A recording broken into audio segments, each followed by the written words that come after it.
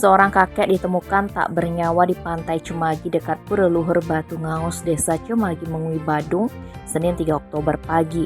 Ternyata korban yang diketahui bernama Ketut Gede Korma, 77 tahun, sempat dinyatakan hilang selama 2 hari.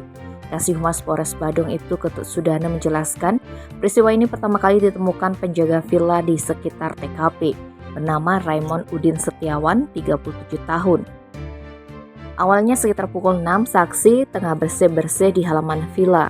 Ketika menoleh ke arah pantai, dia melihat ada sesosok mayat dalam posisi tertelungkup di tumpukan sampah dengan kepala menghadap arah selatan. Korban didapati tanpa mengenakan busana. Temuan ini segera disampaikan ke pemangku Pura Luhur Batu Ngaus, Putu Gede Arsa, untuk diteruskan kepada Kepala Desa Cemagi dan aparat kepolisian.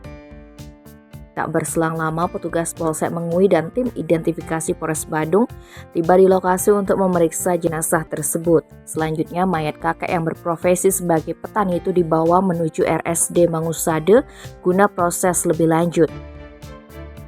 Berdasar ciri-ciri yang terdapat pada jenazah tersebut, pihak keluarga memastikan bahwa jenazah tersebut adalah Ketut Gede Korma yang dikatakan meninggalkan rumah di Banjar Pengayahan, Desa Munggu, Mengui sejak Sabtu 1 Oktober pukul 9.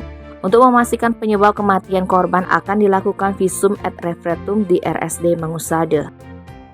Tim Bali Express melaporkan.